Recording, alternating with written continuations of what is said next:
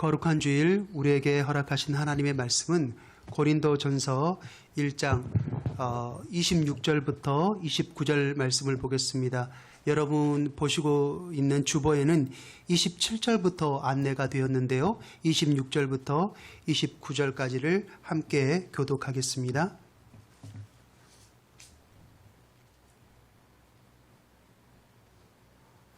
형제들아 너희를 부르심을 보라. 육체를 따라 지혜로운 자가 많지 아니하며 능한 자가 많지 아니하며 문벌 좋은 자가 많지 아니하도다. 그러나 하나님께서 세상에 미련한 것들을 택하사 지혜 있는 자들을 부끄럽게 하려 하시고 세상에 약한 것들을 택하사 강한 것들을 부끄럽게 하려 하시며 하나님께서 세상에 천한 것들과 멸시받는 것들과 없는 것들을 택하사 있는 것들을 폐하려 하시나니 이는 아무 육체도 하나님 앞에서 자랑하지 못하게 하려 하심이라. 아멘. 소망지기들의 고백 함께 나누겠습니다. 우리는 오늘도 선포된 말씀이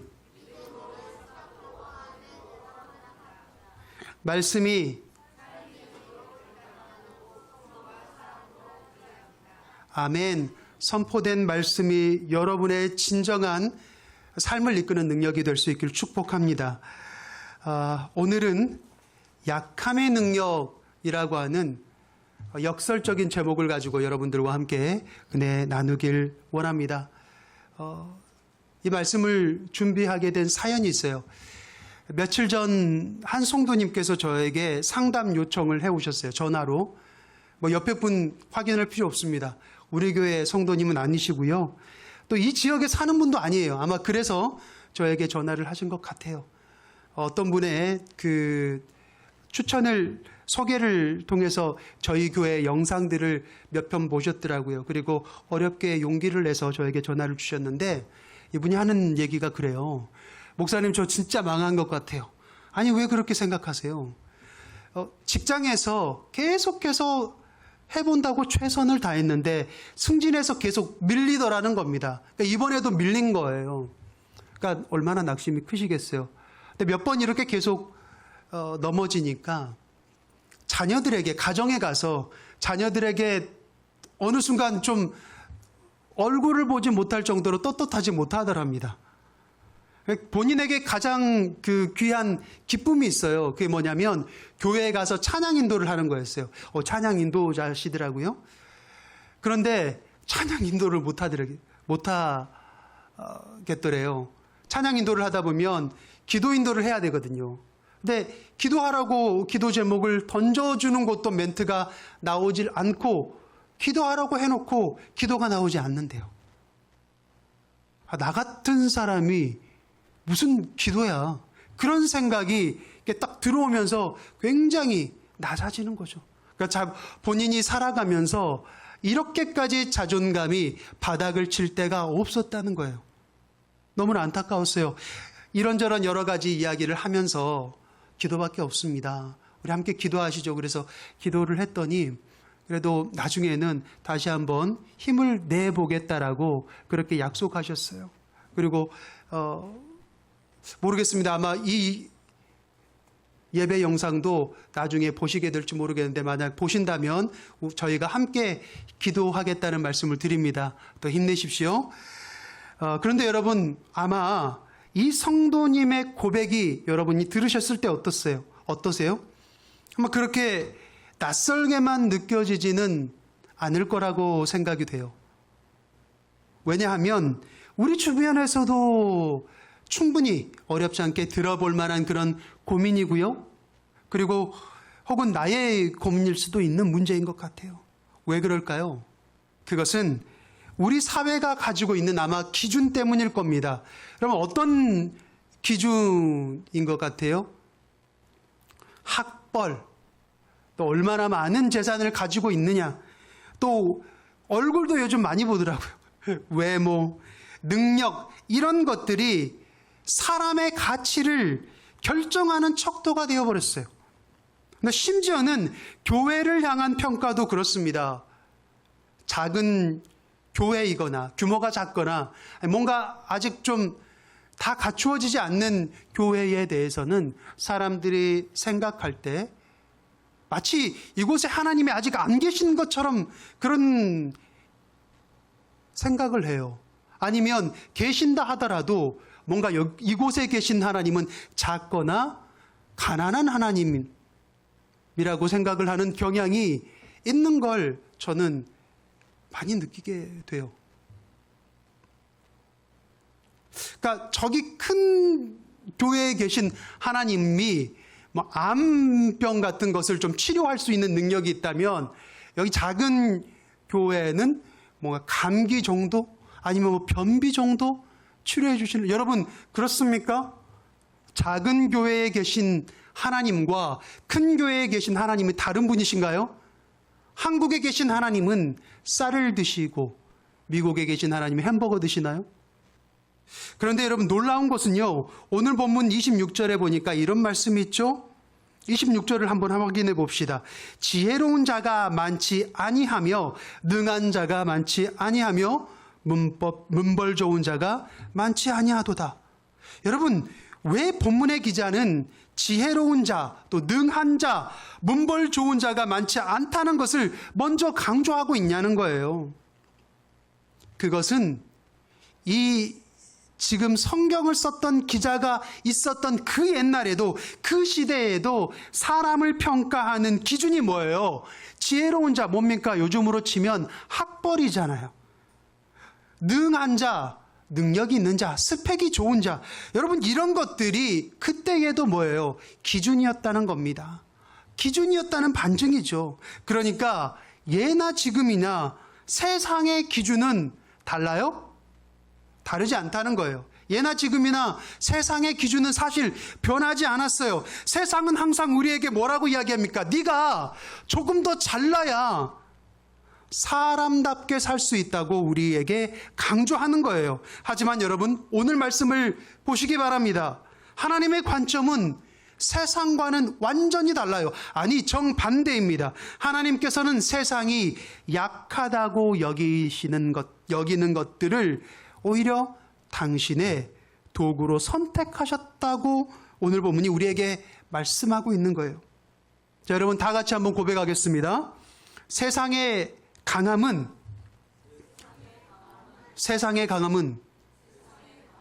착각입니다. 함께, 세상의 강함은 착각입니다. 여러분, 세상의 강함은요, 착각이에요. 강함의 강박에서 여러분 먼저 벗어나시길 주님의 이름으로 축복합니다. 강해져야 된다. 내가 뭘 더 얻어야 된다. 이런 강박에서 벗어나시길 바라요. 여러분, 강함이 뭡니까? 일단 뭐 좀 힘이 센 거 생각할 수 있겠죠? 또 지식이 많은 것도 요즘 강한 것이라고 할 수 있겠고, 또 권력 뺄 수가 없겠죠. 뭐 돈이 많은 것 좋습니다. 하지만 여러분 생각해 보세요. 이런 것들이 정말 강한 걸까요? 이게 착각이라는 겁니다.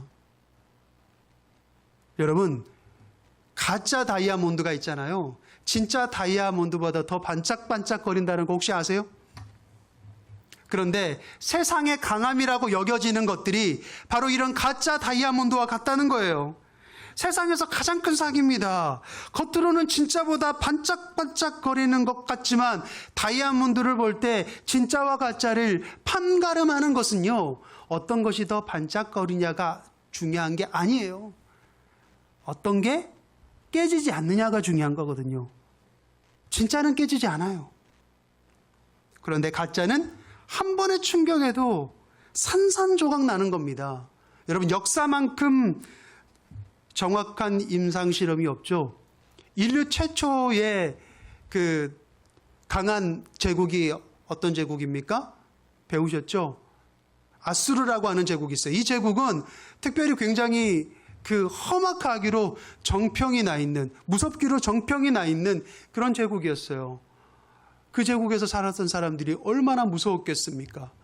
너무나 강력하니까 이 영원할 줄 알았던 거예요. 그런데 너무나 허무하게 바벨론이라고 하는 제국에 의해서 먹혀버려요. 야, 그 강력했던 제국을, 아수르라고 하는 제국을 먹어버린 바벨론이다 보니까 정말 이 제국만큼은 영원하겠구나 사람들이 생각했어요. 그런데 이게 여러분 87년 만에 끝납니다. 페르시아 제국이라고 하는 더 거대한 제국이 나타나서 하나님의 예언에 의해서 그 제국을 삼켜버려요.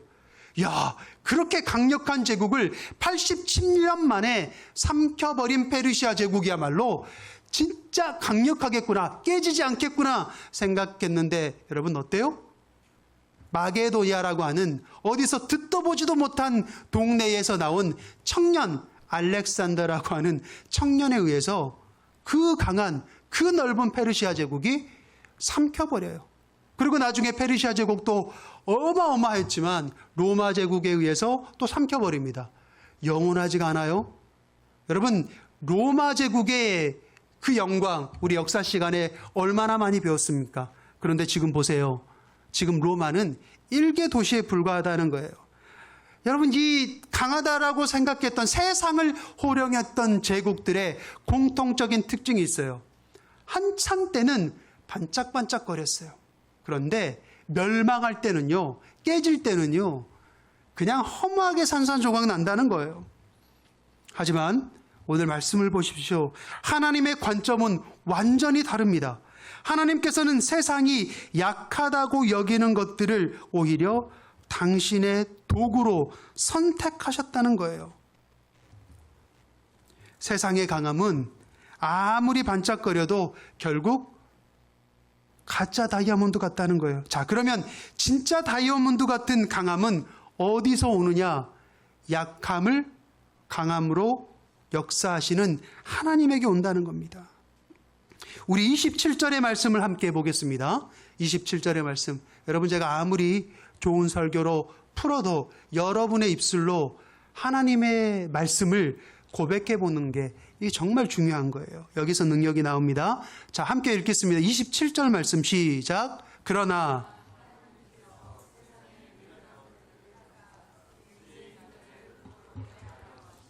세상의 약한 것들을 택하사 부끄럽게 하려 하시다. 네, 여러분, 이게 중요한 겁니다. 세상은 오늘도 우리에게 강해지라고 강요해요. 더 많이 배워라. 더 많은 재물을 모아라. 많은 사람들과 사귀어라. 하지만 하나님은 우리의 약함을 당신의 능력으로 끌어안으시는 거예요. 오늘 본문 말씀은 하나님께서 우리의 약함을 끌어안으시겠다라고 하는 약속인 겁니다. 그런데 문제가 뭔지 아세요? 이 말씀대로 되어야 되잖아요. 근데 왜 안 될까요? 우리가 이 말씀, 약속의 말씀을 믿지 않는다는 겁니다. 믿지 않으니까 어때요? 계속해서 자존감이 떨어지는 거예요. 이렇게 생각하는 거죠. 아니, 하나님 그분이 얼마나 대단한 분인데, 얼마나 완전하신 분인데 설마 나약한 사람을 선택하시겠어? 쓰시겠어? 많은 사람들이 착각하는 게 또 있어요. 뭐냐? 약함과 나약함을 똑같다고 생각합니다. 그런데 여러분, 약함과 나약함 발음도 되게 비슷해 보이잖아요. 그런데 이게 뜻의 차이가 천지 차이라는 걸 아십니까? 나약함이 뭐예요? 나약함은요, 포기하는 겁니다. 포기하는 거예요. 체념하고 내가 할 수 없다고 자포자기하는 마음의 병이 나약함이에요. 그런데 여러분, 약함은요, 오늘 본문이 말하고 있는 약함은 나약함과 달라요. 약함은 자신의 한계를 인정합니다. 자신의 한계를 인정해요. 그런데 그 한계 너머에 계신 하나님을 바라보는 약속의 출발점, 그게 약함이에요. 나약함은 나는 안 돼, 할 수 없어 라고 하는 한탄이지만, 약함은 나는 약하지만 나를 선택하신 하나님은 강하다라고 하는 믿음의 고백이라는 겁니다. 오늘 본문이 말하는 약함이 바로 이거예요. 자신의 한계 너머에 계신 하나님의 약속이 나에게 시작되는 지점, 그게 바로 약함이다라고 하는 겁니다. 여러분, 잠언에 보면 30장에 보면요, 굉장히 재밌는 그런 교훈이 있어요. 잠언 기자가 아굴이라고 하는 사람인데, 이 사람이 작지만 지혜로운 것들이라고 4가지 동물을 소개하거든요. 재밌어요. 한번 들어보시겠습니까? 첫 번째로 소개하는 동물이 개미예요. 곤충인데 왜 동물이라고 하냐 이렇게 따지지 마시고 여러분 개미입니다. 근데 개미가 어떤 특징이 있죠? 여름 동안에 겨울을 대비해서 먹을 것을 열심히 준비해요. 얼마나 작습니까? 정말 작고 미미한 몸짓이지만 준비하는 지혜만큼은 세상에 어떠한 존재보다 있다는 거예요. 그런 지혜가 있다는 겁니다. 또 바위너구리라고 하는, 우리에게는 조금 생소하지만 이 동물을 소개해요. 이 동물은 돌틈에다가 사람들이 그러니까 발견하지 못하는 곳에, 손을 놓지 못하는 곳에 자신의 은신처를 준비한대요. 바위너구리는 굉장히 양육강식의 어떠한 그 터전에서 약한 포지션을 가지고 있지만, 약하지만 안전에 대해서만큼은 남다른 일가견이 있다는 거예요. 또 메뚜기 떼를 소개합니다. 여러분, 메뚜기 떼는 리더가 있을까요, 없을까요? 리더가 없어요. 리더가 없는데 그 조직을 운영하는 능력이 탁월한 거예요. 마치 한 몸처럼 움직입니다. 기가 막힌 거죠. 사람은요, 리더를 세워요. 잘 배운 사람, 우리 오늘 본문에서 말하는 강한 사람, 있는 사람을 리더로 세우지만 하나가 돼요, 못 돼요? 하나가 되지 못하는데 리더가 없이도 한 몸처럼 협력의 지혜를 가지고 있다는 거예요. 마지막으로 도마뱀이라고 하는 또 동물을 소개하는데, 도마뱀은 보니까 솔로몬 왕궁을 계속 없이 들락날락, 수도 때도 없이 들락날락 거리는 거예요. 그런데 아무도 사람들이 도마뱀이 지금 왔다 갔다 하는 것을 눈치채지 못한다는 거예요. 작고 하찮게 여기는 미물이지만 생존의 지혜가 있다는 거죠. 여러분, 잠언 기자가 이런 동물들을 우리에게 비유로 들어서 구태여 설명하는 이유가 뭘까요? 여러분, 이 동물들이 자신의 약함을 모를까요? 동물들은요, 양육강식의 논리에 살기 때문에 자신의 위치를 너무나 잘 알아요. 이것은 본능이에요. 나보다 누가 더 강한지 센지, 그래서 저 동물이 나타나면 내가 도망가야 되는지 으르렁거려야 되는지 이걸 본능적으로 압니다. 근데 자신의 약함을 모르겠어요. 그런데 잘 생각해 보세요. 이 동물들이 약하다고 해서 그 약함 때문에 자신들보다 몇 번에 더 강한 동물들보다 못 사냐고요. 그렇지 않다는 거예요. 그 말은 즉슨 여러분, 우리에게 어떠한 인사이트를 줍니까? 자금과 약함이 결코 뭐예요? 열등함은 아니라는 거죠. 내가 작다고 해서, 내가 지금 조금 무너지고 있다고 해서, 내가 지금 좀 미끄러졌다고 해서 그게 내 인생의 열등함이 될 수는 없다는 겁니다. 근데 여러분, 이 4가지 동물은요, 특별히 이 시대에 저와 여러분, 성도를 의미하기도 해요.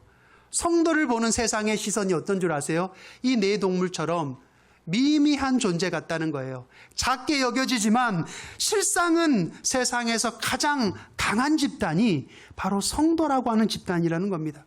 여러분, 오늘날 많은 그리스도인들이 완벽해야 한다는 착각에 제가 볼 때는 시달리고 있어요. SNS만 보더라도 정말 완벽해 보이는 것들만 올리잖아요. 좋은 식당에서, 카페에서 밥을 먹고 행복해 보이고, 저 사람은 나와는 다른 세계에 사는 것 같고, 나와 똑같은 중학교, 고등학교를 졸업했는데 나와 다른 세계에 사는 것 같아요. 비교하면 굉장히 허탈하죠. 그런데 여러분 아시잖아요. 사실상 거기서 화려해 보이고 SNS에서 번쩍번쩍하는 것 같지만 사실 알고 보면, 따지고 보면 가짜 다이아몬드 같은 게 너무나 많다는 거예요. 앞서 말씀드린 그 성도님도 마찬가지였어요. 제가 그 성도님께 이렇게 말씀드렸습니다. 성도님, 완벽함을 추구하지 마세요. 하나님은 우리의 완벽함이 아니라 우리의 약함을 통해 역사하기를 원하십니다. 왜냐하면 그때야 하나님 당신의 위대함이 드러나기 때문이에요. 여러분, 모세라고 하는 사람이 있죠. 모세가 자기를 하나님께, 사람들에게 어떻게 소개하는지 아세요? 나는요, 입이 뻣뻣하고 혀가 둔한 자입니다. 그렇게 소개를 해요. 그래서 모세 하면 혹시 말더듬이가 있는 건 아닌가라고 하는 그런 의혹을 받기도 합니다. 그런데 하나님은 그런 아둔한 모세의 혀를 통해서, 모세의 입술을 통해서 당신의 백성들에게 말씀하셨다는 거예요. 그리고 그들을 데리고 약속의 땅까지 인도하셨다는 겁니다. 여러분, 모세는요, 싸움을 아주 잘하는 사람이에요. 그런데 하나님은 그의 무술을 사용하신 게 아니라 하필이면 그에게 부끄럽고 치명적인 가장 작은 약점을 통해서 일하셨다는 거예요. 왜 그랬을까요? 그래야 세상 사람들이 모세 진짜 위대하다, 모세가 했다가 아니라 모세를 통해 누가 했다?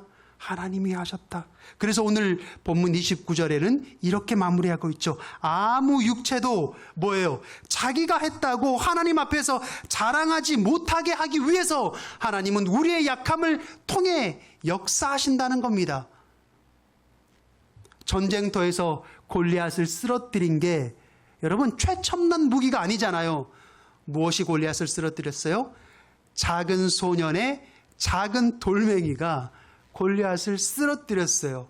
어떻게 쓰러뜨렸습니까? 그가 한 약속의 그 소년 다윗이 붙잡고 있었던 약속의 말씀이 있죠. 너는 칼과 창과 단검으로 내게 나오거니와 나는 네가 모욕하는 만군의 여호와의 이름으로 내게 나아가겠노라. 이 고백을 들었을 때 그곳에 모여있던 많은 사람들, 모든 사람들이 그 골리앗을 쓰러뜨린 게 누가 했다라고 생각을 해요?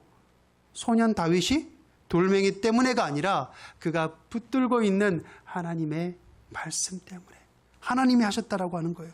사랑하는 성도 여러분, 이것이 바로 약함의 능력이에요.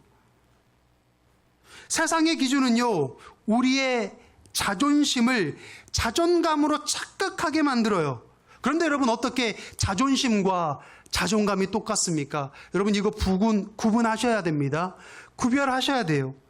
자존심은 내가 남보다 낫다라고 하는 비교 의식에서 출발하지만, 자존감은요, 하나님께서 나는 약하지만 약한 나를 하나님이 선택하셨다라고 하는 뭐예요?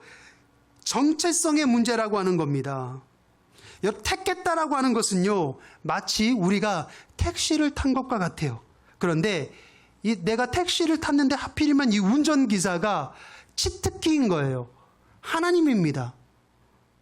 하나님은요, 우리의 인생의 길이 아무리 험하고 어려운 길이 우리 앞에 펼쳐질지라도 결국 어때요? 안전하게 목적지까지, 은혜라고 하는 목적지까지, 안전이라고 하는, 평안이라고 하는, 행복이라고 하는 목적지까지 우리를 데려다 준다는 거예요. 그런데 생각해 보십시오.